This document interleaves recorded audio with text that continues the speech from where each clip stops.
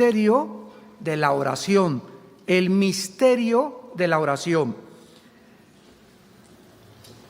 Si nosotros pudiésemos en este momento escoger cuál es el ejercicio espiritual más importante, más profundo, más misterioso, más mal comprendido y el más poderoso de la vida de un hijo y de una hija de Dios, podríamos de una forma inequívoca e indubitable contestar: la oración. No existe nada más común entre los seres humanos, ni tampoco una actividad humana universal y sin embargo más misteriosa al mismo tiempo y más mal comprendida que la oración. Quiero decirles que en esta serie nos vamos a sumergir profundamente, pero profundamente en la Biblia. Y si tú tal vez no tengas un nivel de madurez muy grande como cristiano y eres cristiano nuevo, te recomiendo que oigas estas conferencias dentro de 3 o 4 años otra vez. Y te van a bendecir y las vas a ir comprendiendo a través de tu vida cristiana. O sea que vamos a compartir un alimento bastante grueso, como dicen los jóvenes, bastante carnoso, bastante profundo, donde va a requerir que vengamos aquí los jueves o cuando tengamos este estudio bien orados.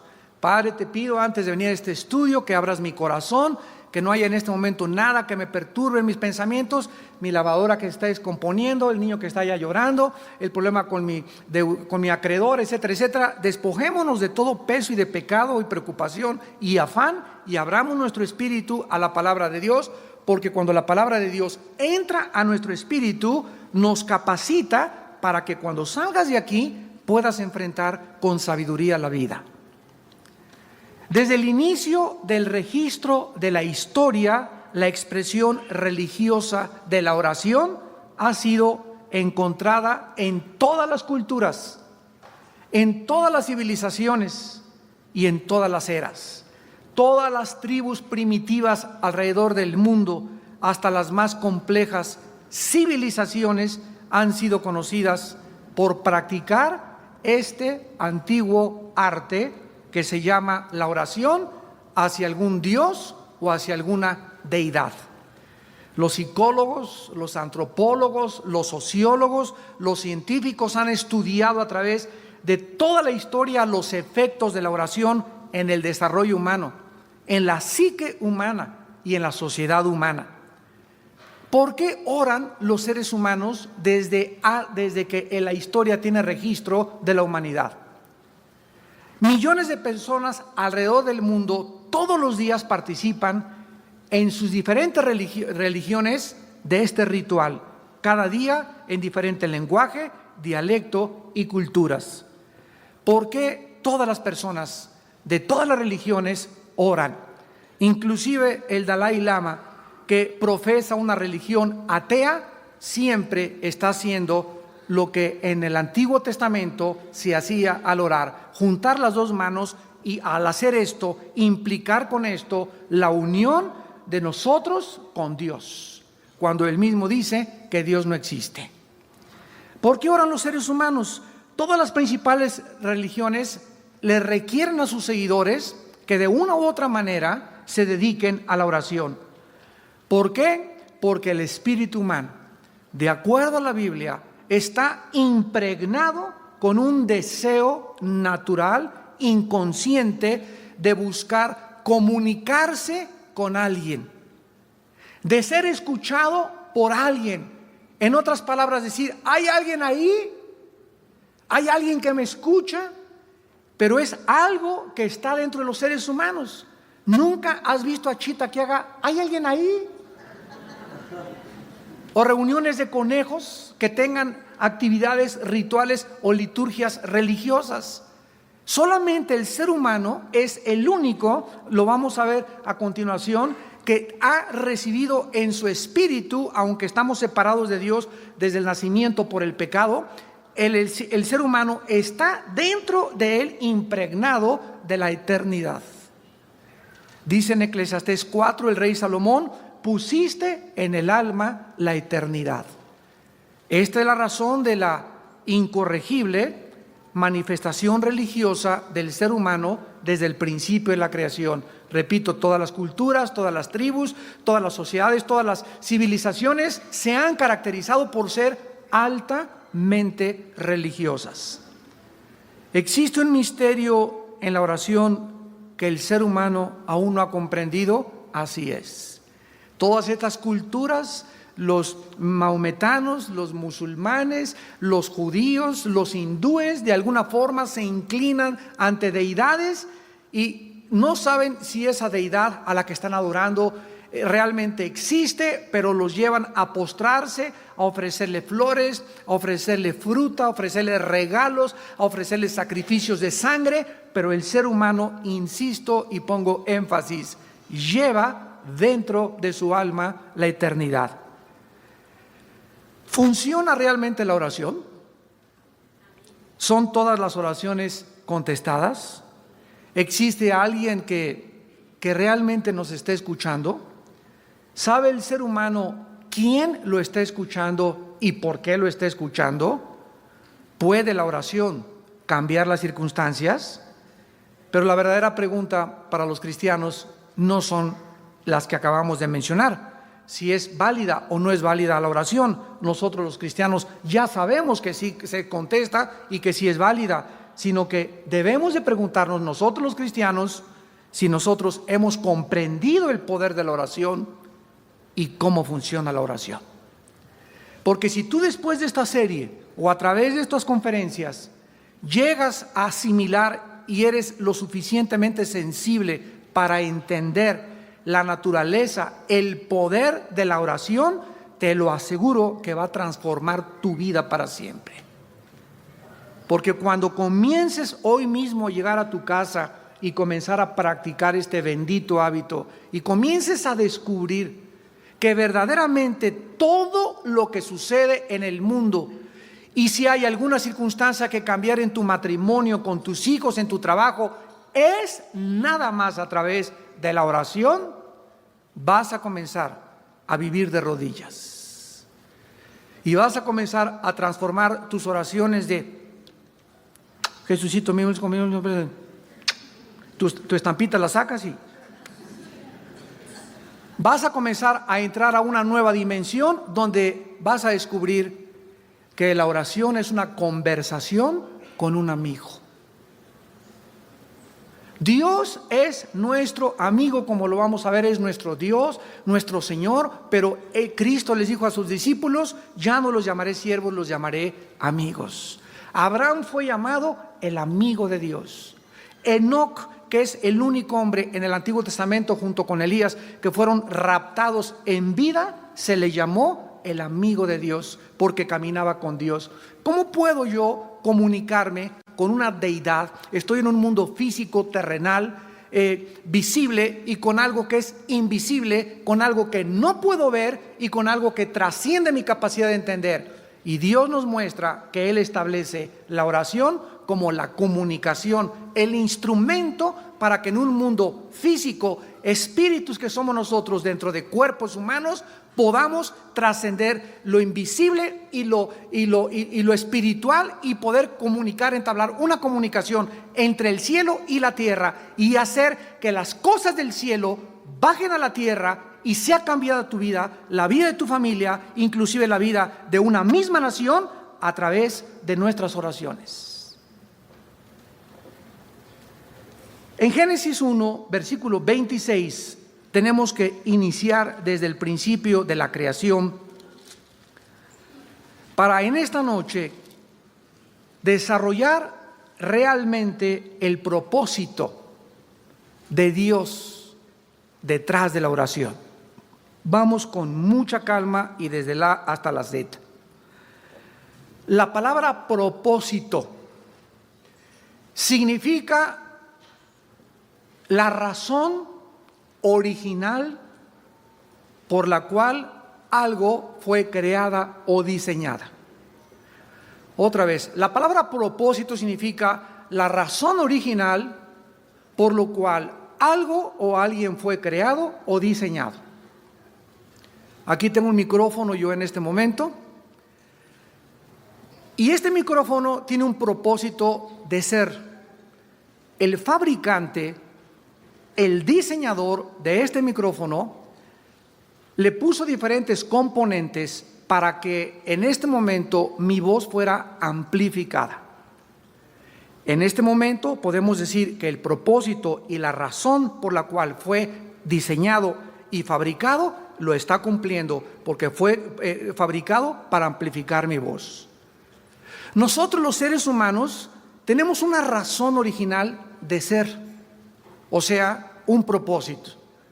Y el ser humano a nuestro alrededor no sabe por qué el fabricante nos hizo como nos hizo, ni para qué nos hizo.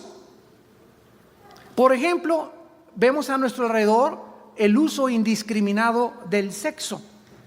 Los jóvenes no saben para qué es el sexo.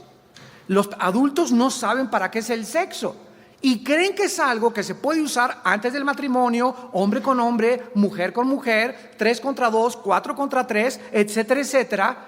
Y de esta forma perdemos la validez del Creador hacia algo que es lo más bello que hizo para una relación matrimonial.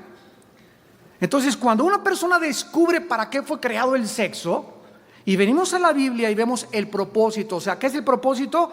La razón original por la cual algo fue creado y diseñado. Cuando yo entiendo la razón original por lo que algo fue creado, este micrófono no lo voy a usar para mover la sopa, porque no fue diseñado para mover la sopa, ni para comer, fue diseñado para amplificar mi voz. Entonces tenemos que descubrir el propósito detrás de todo lo que Dios creó para poder apreciarlo, comprenderlo y explotar su potencial. En Génesis 1:26 nosotros encontramos la prioridad del plan principal, que es la redención desde el principio de la Biblia hasta el final de la Biblia, para la creación del ser humano. Entonces dijo Dios: hagamos al hombre a nuestra imagen. Observen por primera vez en la Biblia la primera oración. Hagamos. Dios está hablando con Él mismo. ¿Ya lo observaste? Al decir hagamos, aquí no se está dirigiendo a los ángeles, ni a los querubines ni a los serafines. Dios se está hablando a sí mismo.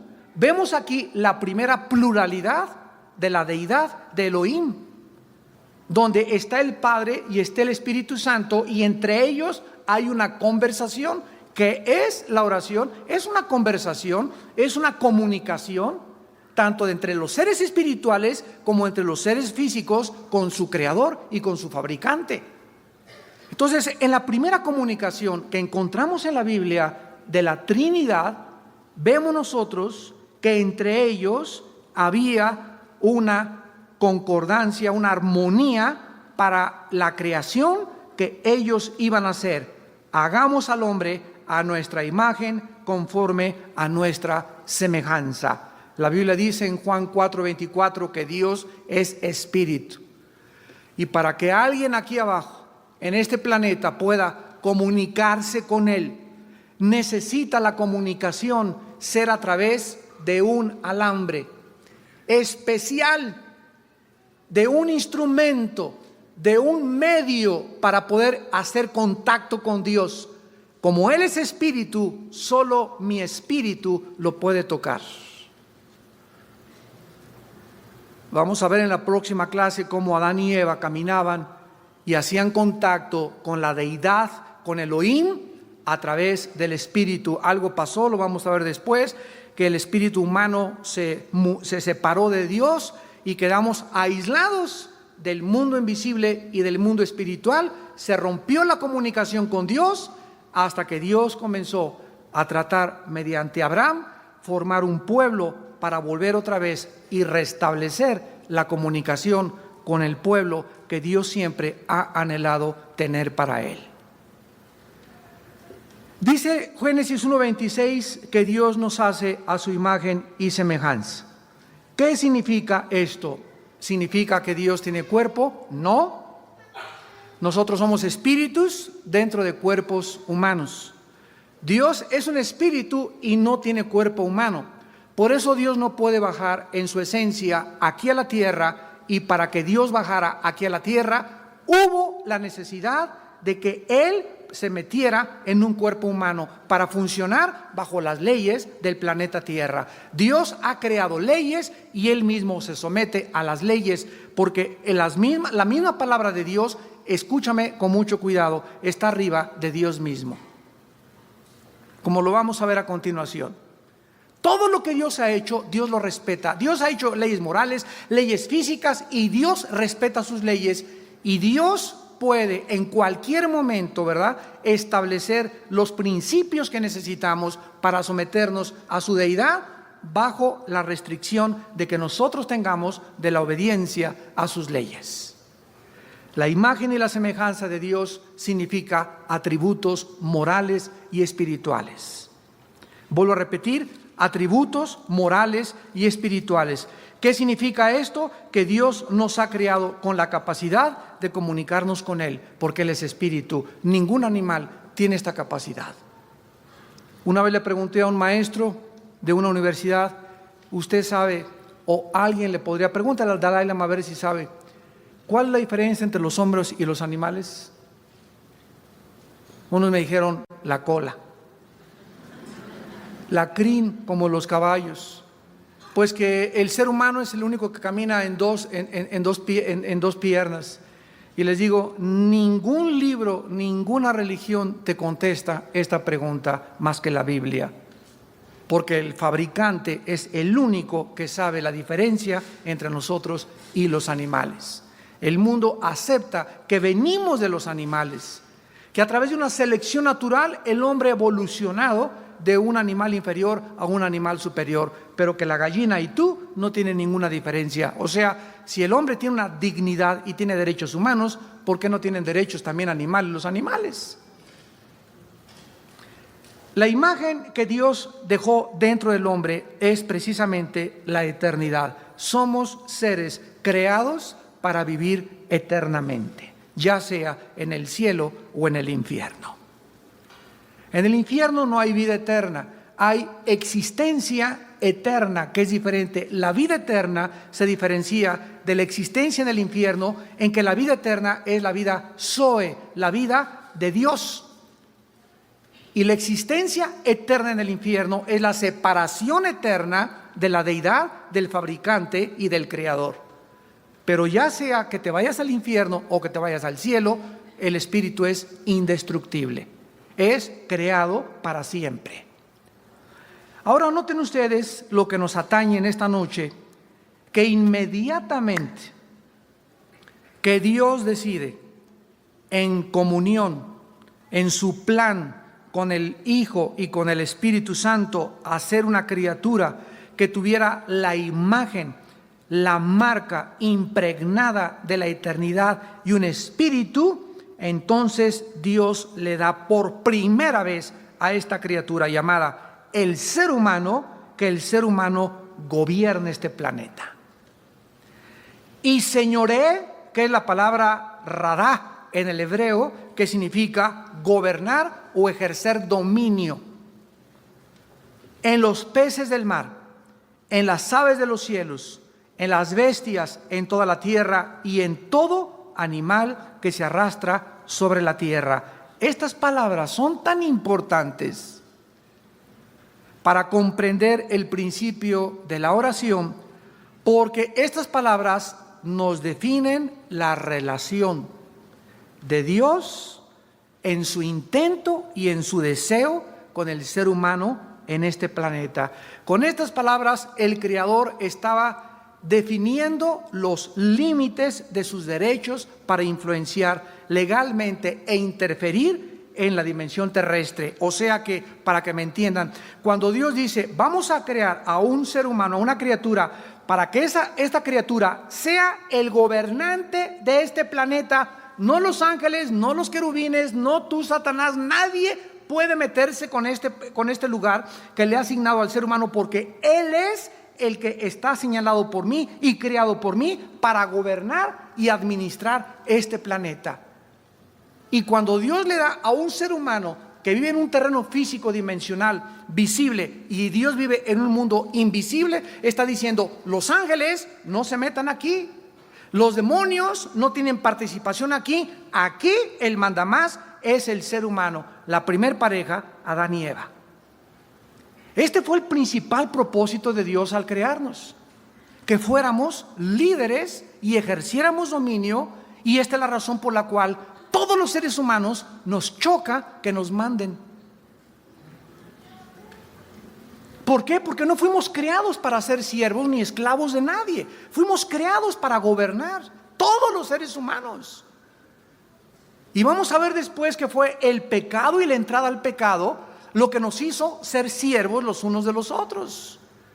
Y el ser humano ha usado indiscriminadamente este dominio, al grado que el ser humano, lo vemos terminando el libro de Apocalipsis en el capítulo 18, donde se dirige al comercio de las almas humanas, los prostíbulos, los centros de drogadicción, donde se perdió los derechos humanos. El ser humano explota al ser humano. A los empleados no les pagan tiempo extra, no los indemnizan. Tratamos por todos los medios de abusar del derecho original que Dios estableció en mi alma para abusar de los demás. Los maridos abusan de su esposa, y su esposa ya no es un ser humano, es un objeto. Y sabes que llego en la noche y te pones lista porque te voy a saltar desde el ropero con el salto del tigre. Y tú estás usada para satisfacerme y para darme gusto, y después te vas a seguir planchando y me sigues haciendo mi cena, y comenzamos a ver que el hombre ha perdido totalmente su identidad, le ha robado la dignidad a la mujer, la ha convertido en una esclava, cuando la mujer es coheredera de la vida junto con nosotros. Esta es la razón por la cual Dios está levantando en estos tiempos últimos a la mujer en un nivel que jamás la mujer se imaginó que Dios te va a levantar. Y le está devolviendo su identidad y le está devolviendo su dignidad. ¿Por qué? Porque el hombre, el macho, el varón, ha abusado de este derecho original de gobernar. El pecado nos ha convertido no en gobernantes, sino en dictadores. Ahora, muy bien, veamos nosotros por qué es importante entonces estas palabras de Génesis 1:26. Número 1. El propósito de Dios es más importante que nuestros planes personales. Que esto durante toda tu vida lo recuerdes. La razón original por la cual Dios me creó es más importante que mis planes de ser rico, de ser artista, de ser ingeniero, de ser arquitecto, de llegar a destacar, de salir siempre en la foto, de ser famoso, de que me dé reconocimiento. Yo tengo que entender, Señor, ¿cuál es tu plan original para mi vida? Para yo meterme a tu plan, y una vez que acepte tu plan para mi vida, descubro mi autorrealización. Descubro para qué nací, y entonces voy a ser feliz. Porque es imposible ser feliz en la vida. Vivirás una vida frustrada totalmente hasta que descubras cuál es la razón y cuál es el propósito por lo cual vives. Si tú no fuiste creado para ser músico, para ser ingeniero, para ser arquitecto, y eres ingeniero y eres arquitecto, es porque estás en una vocación equivocada, porque la escogiste cuando no estabas en la voluntad de Dios, y por eso vives frustrado. Y el ser humano no fue creado para vivir frustrado. Jesús dijo: mi paz les dejo, mi paz les doy. Por nada estén afanados. Sean libres de neurosis, sean libres de preocupaciones crónicas. Nunca lleguen a la desesperación de la vida. Mi plan para ustedes es diferente. Mi propósito original no es que vivas afanado: ¿y qué comeré? ¿Y dónde me vestiré? Ese no es mi propósito para tu vida. ¿Por qué estás viviendo de esa manera? Porque no lo has entendido. ¿Qué tengo que entender, Señor? Mateo 6:33. Búscame primero mi reino y mi justicia, y te daré todo por añadidura. Hasta que somos cristianos y venimos a la Biblia y se nos abre el entendimiento mediante el maestro que tenemos dentro, que es el Espíritu Santo, comenzamos a entender para qué servimos. Las mujeres comienzan a entender que sus cuerpos cuerpos no son para cualquier pelagato roto quinto patiero, que tienen una dignidad, que son joyas, que son diamantes, que son rubíes. Y quítame tus manos, no me manosees, porque el único que me va a poner las manos va a ser el día que me case mi esposo. ¿Por qué? Porque recobró su dignidad, descubrió su identidad. No es un objeto para que la manoseen 15 antes de casarse. Y la mujer comienza a levantarse y no me importa que esté casada con alguien que me diga que no sirve para nada y que su mamá es mejor que yo. No importa lo que mi esposo me diga, una mujer que ha recobrado su identidad lo dice. Yo sé que soy hija de Dios y que soy superior, y aunque este tumor me esté atormentando, nadie me va a hacérmelo creer, ni lo voy a recibir. Lo rechazo en el nombre de Jesús, porque soy hija del Altísimo y soy más que vencedora.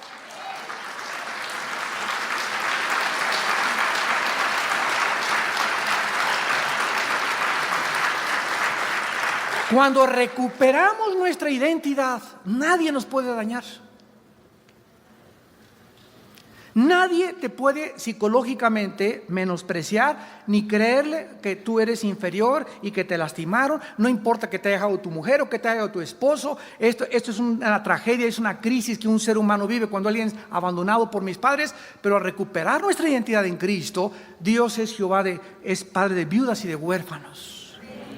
Dios me sustenta, diría Jehová, castillo mío, mi Señor, no me volveré a soltar y no tendré, ni me estaré lame mis heridas, y se me impondrá un espíritu de autolástima. Me levantaré ante todo porque sé en quién he creído.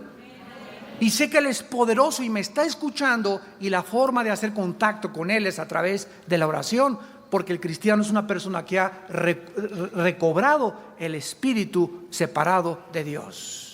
Dios ha vuelto a entrar, a ser morada dentro de tu cuerpo y de mi cuerpo. Entonces el principal propósito de Dios es más importante que nuestros planes. En segundo lugar, Dios ha establecido su palabra sobre Él mismo.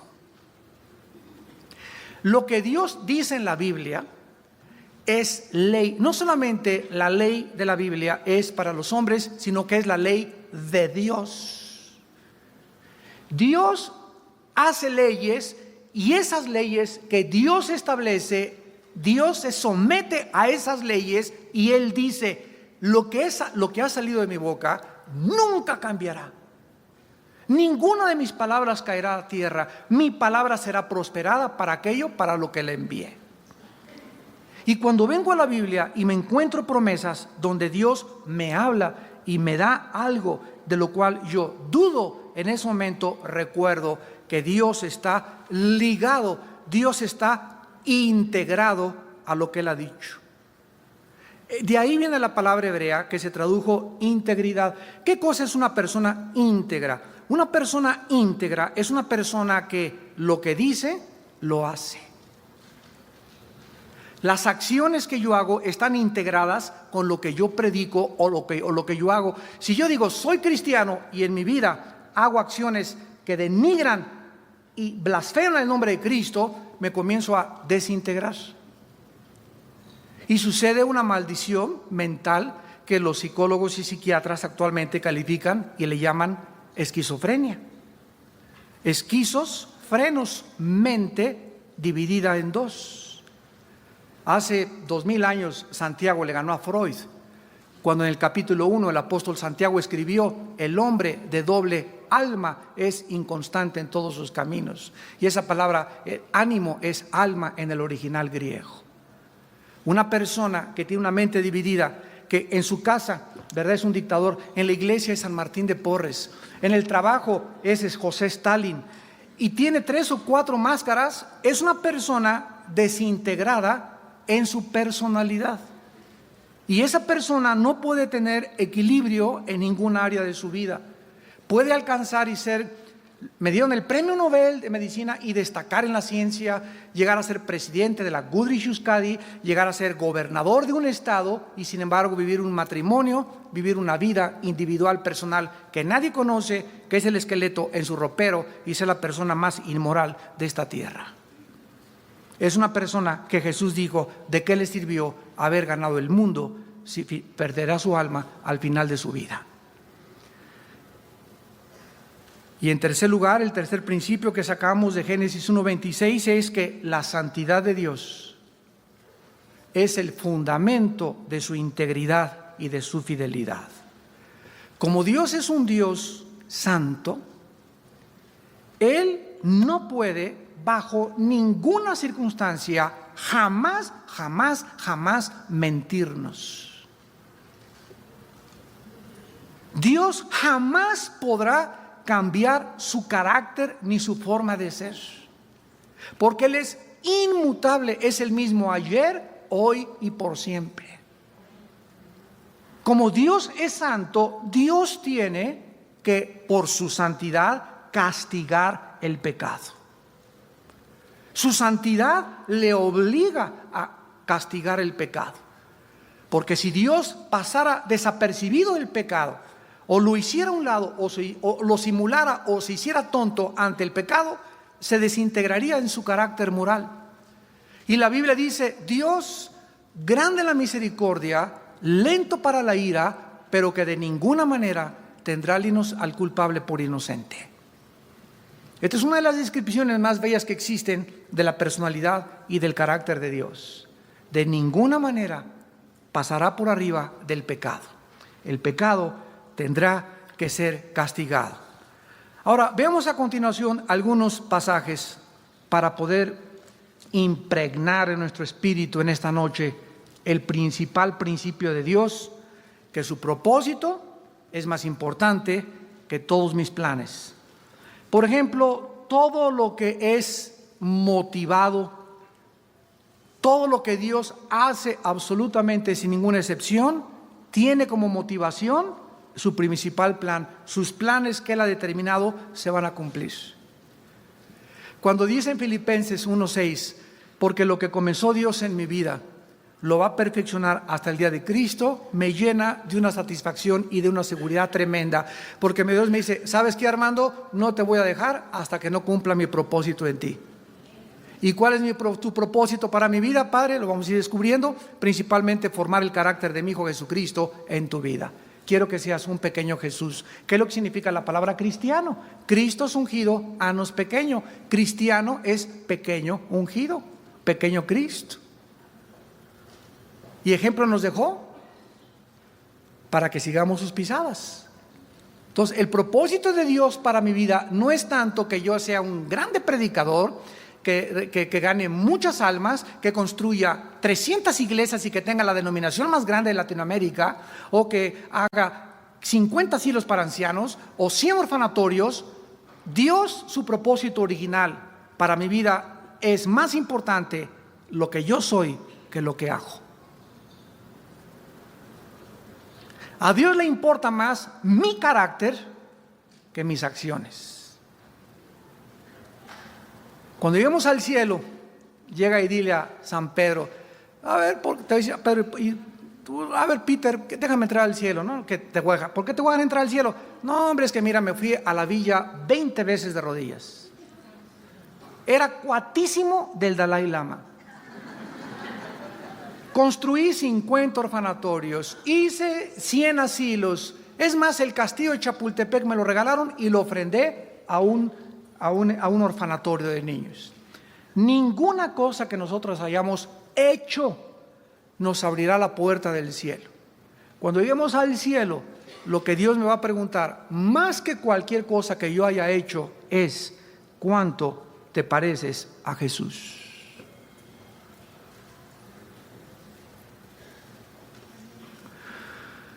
¿Cuánto del carácter de mi Hijo pudiste absorber, asimilar en tu vida? ¿Cuánta mansedumbre, cuánta humildad, cuánta pureza, cuánta santidad?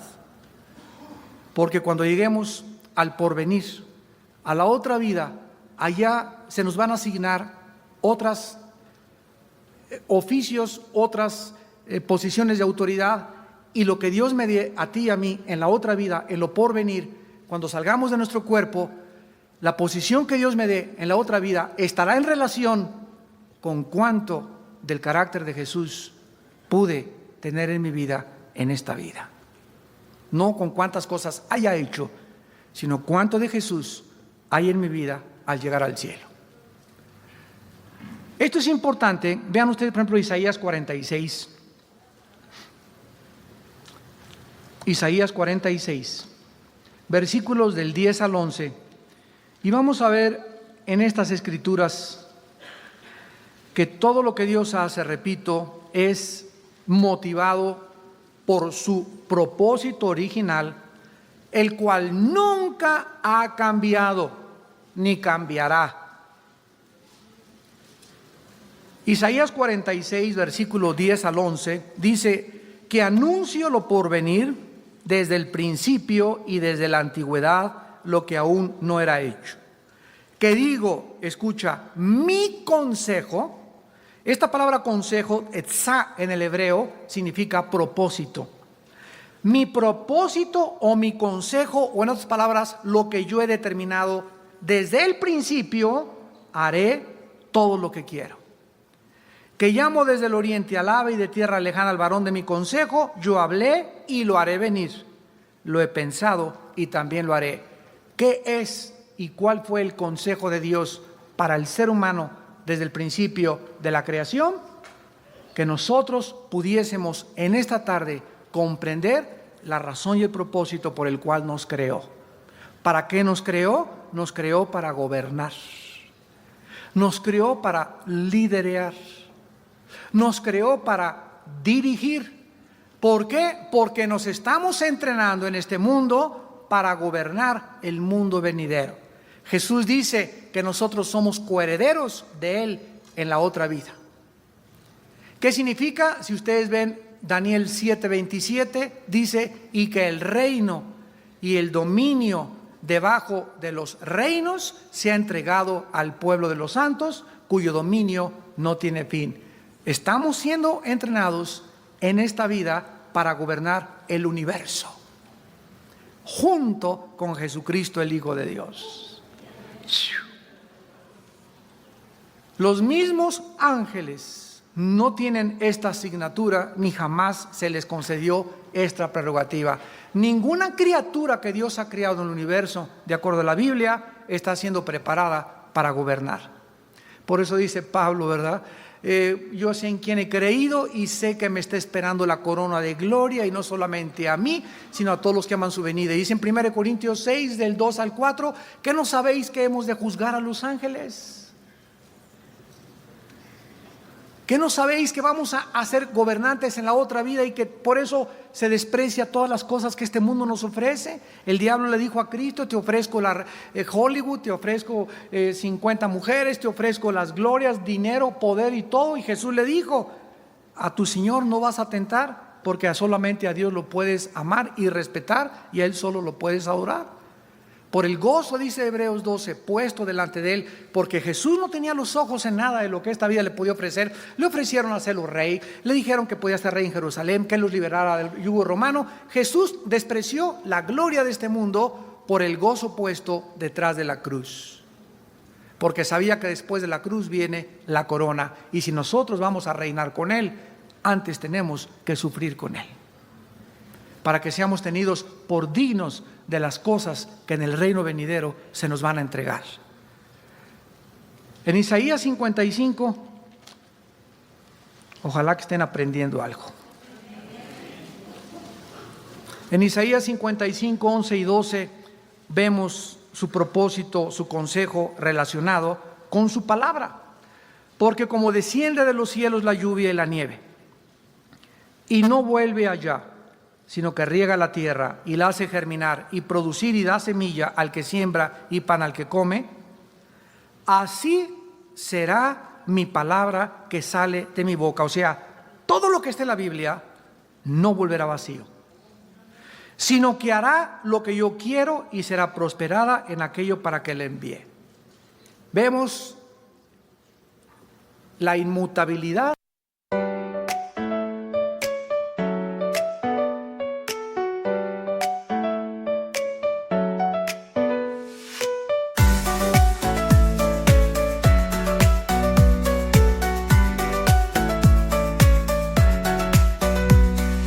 Raindrops falling down my face like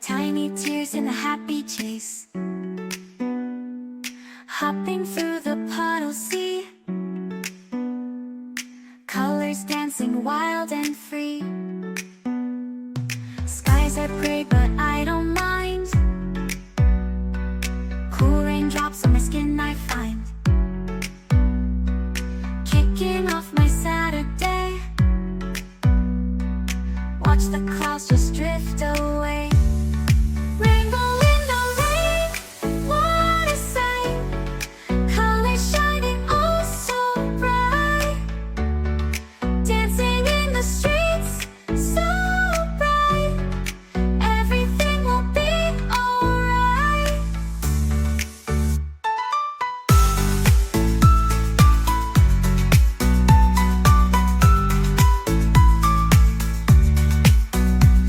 Umbrella spinning, twirling round.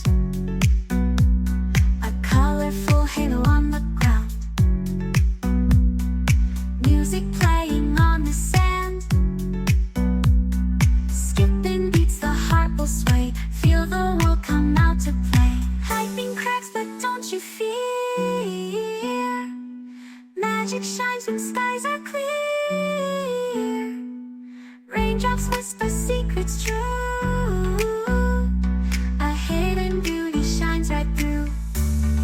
Rainbow in the rain, what a sight. Colors shining oh so bright. Dancing in the streets, so bright. Everything will be alright. Raindrops falling soft, peeks through. Rainbow magic, me and you. Smiling faces, hearts, alright. Everything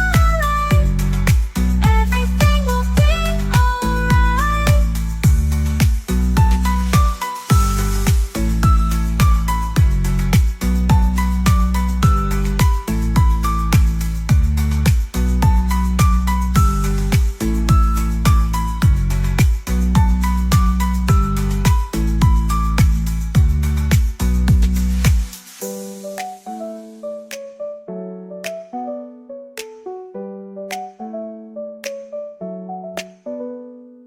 Raindrops falling, sun peeks through. Rainbow magic, me and you. Smiling faces, hearts alight. Everything will be alright.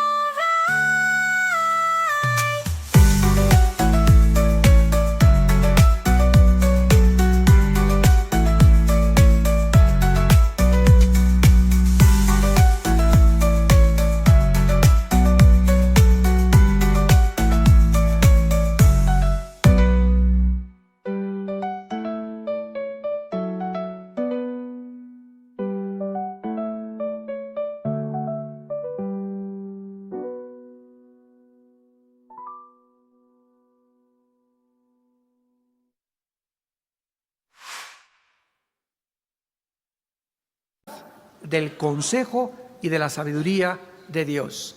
Se compara con la lluvia la Biblia. La lluvia cae del cielo y hay una razón original, hay un propósito, todo tiene un propósito, regresamos, para que haya lluvia, para que haya nieve, para que haya estaciones del año, para que yo haya nacido. Y lo maravilloso es encontrar este propósito en la Biblia, porque es el único libro que nos dice el propósito y la razón de todo lo que existe.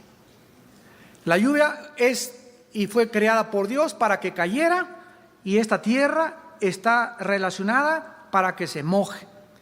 Y en cuanto se moje, la tierra necesita la planta y la flor o los árboles, el contacto de la tierra, la humedad, el oxígeno, nitrógeno, carbono, los gases y los elementos químicos de la tierra junto con los del agua para poder crecer y dar una flor y producir lo que Dios ha querido producir. Y así es la palabra de Dios. La palabra de Dios, cuando yo vengo diario a la Biblia, ustedes que le están escuchando ahorita, o vas en el carro y estás escuchando cassettes en el tráfico, dichosos los cristianos que están escuchando y escuchando la palabra de Dios, no vuelva así. A lo que entra a tus oídos, entra y sin que te des cuenta, te está regando la semilla. Aquí adentro hay una semilla, que es la palabra que fue sembrada y la que nos hizo renacer. Y está siendo regada. Ahorita, ¿qué estoy haciendo yo? Estoy regando la semilla de sus corazones, pero con un chubasco tremendo. No nada más así con agua bendita, ¿verdad? Sino verdaderamente con un chubasco de la palabra de Dios. ¿Y qué dice? Que esta palabra que está entrando a tu vida, dice la Biblia, que Dios tiene un propósito, dice, hará lo que yo quiero dentro de ti.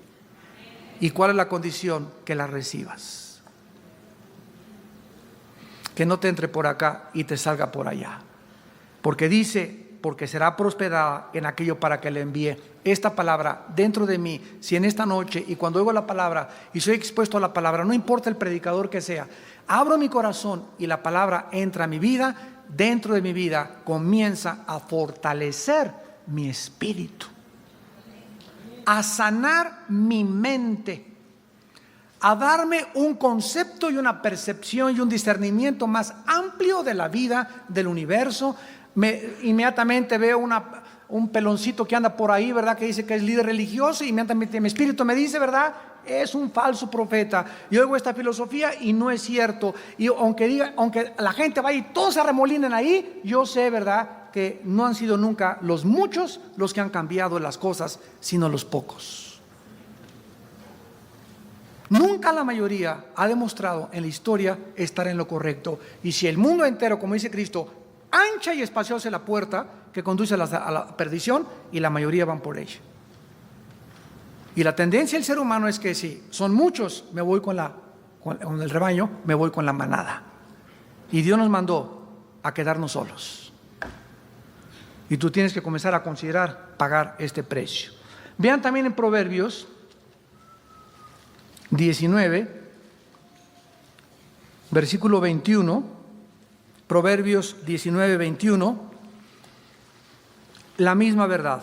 Muchos pensamientos hay en el corazón del hombre, mas el consejo de Jehová permanecerá. Mas el propósito, etzá, otra vez en el hebreo, la palabra etzá, el consejo, el propósito de Dios permanecerá. ¿En qué nos ayuda esto? Yo puedo tener muchos planes. Padre, pues yo me quisiera ir a Veracruz, me quisiera casar con Juanita, la del 8, y quisiera hacer esto, etcétera, etcétera. Esos son mis pensamientos y no es malo, ¿verdad?, tener pensamientos. Pero en ese momento, como ya recobré mi identidad, volteo hacia atrás y le digo, Padre, esos son mis planes. Sin embargo, no voy a hacer esto. Mira, Señor, quiero hacer esto y esto y esto, fírmale. Porque hay muchos cristianos que así le hacen. Estos son mis planes, etcétera, etcétera, Señor, fírmale, ¿verdad? ¿Estás de acuerdo? Amén, gloria a Dios. Y tomo acción. Ahí es cuando nos salimos y nos apartamos de Dios. Padre, aquí este plan, me están ofreciendo este trabajo, bla, bla, bla. Ahora, Señor, tú tienes un propósito original para mi vida que has prometido que lo vas a cumplir. Padre, estos planes que yo tengo, ¿los apruebas? O vengo y te digo, como debe ser un cristiano, incondicionalmente, no se haga mi voluntad, mas tu voluntad. Si tú tienes algo que no te gusta de esta chava con la que ando, o de este muchacho con el que ando, o de este proyecto para irme a Estados Unidos, si hay algo en tus planes que no está de acuerdo a mis planes, y me rindo incondicionalmente y no me voy a enojar, si tú me los cambias, Dios dirige tu vida.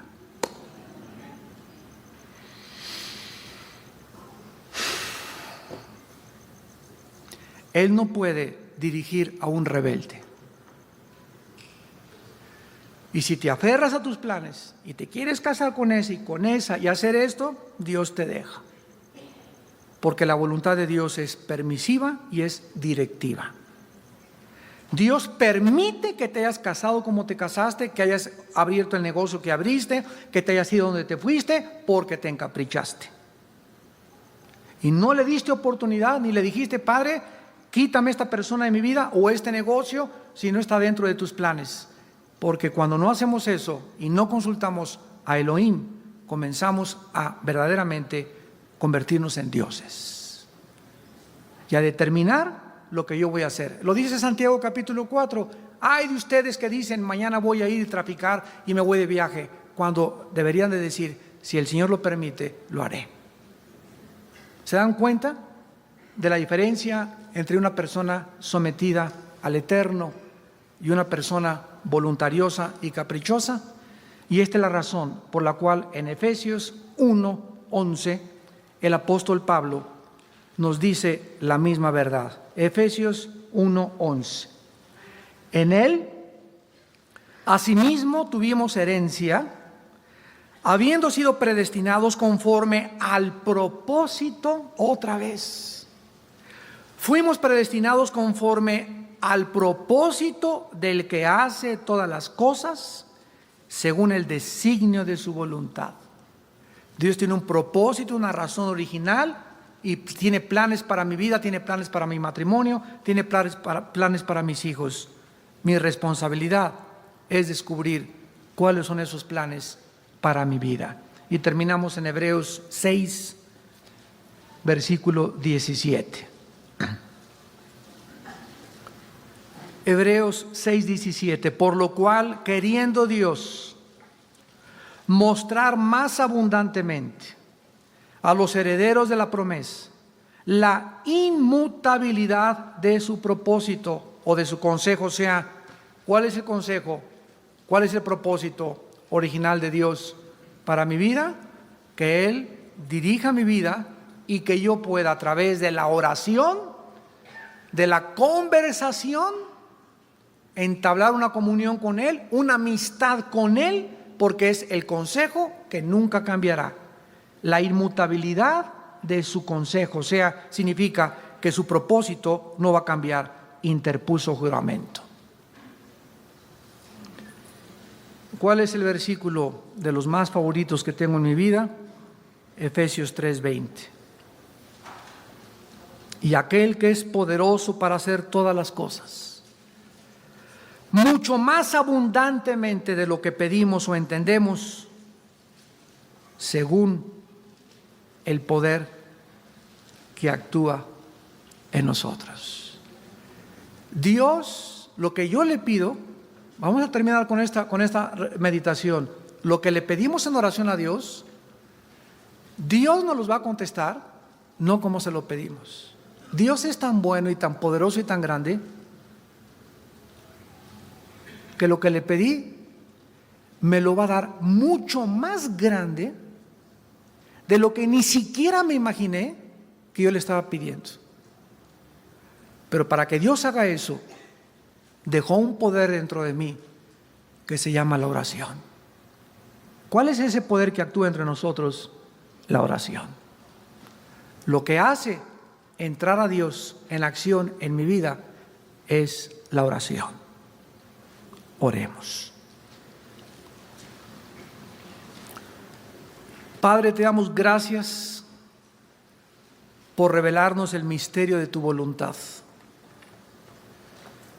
por hacernos conocer tu consejo desde el inicio de la creación del mundo, por mostrarnos que tú eres Dios, que no cambias y que lo que has determinado se cumplirá en nuestra vida.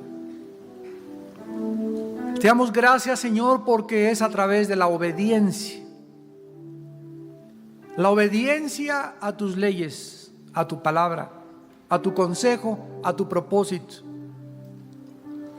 lo que nos permitirá vivir una vida equilibrada, centrada en tu palabra, con dirección, propósito y significado.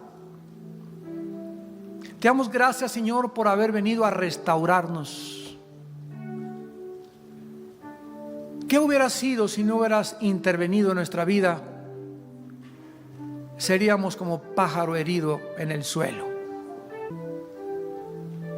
Estaríamos todavía en el lodo de donde nos sacaste. Continuaríamos viviendo en confusión de filosofía en filosofía, sin distinguir ni saber la razón por la cual existimos y vivimos.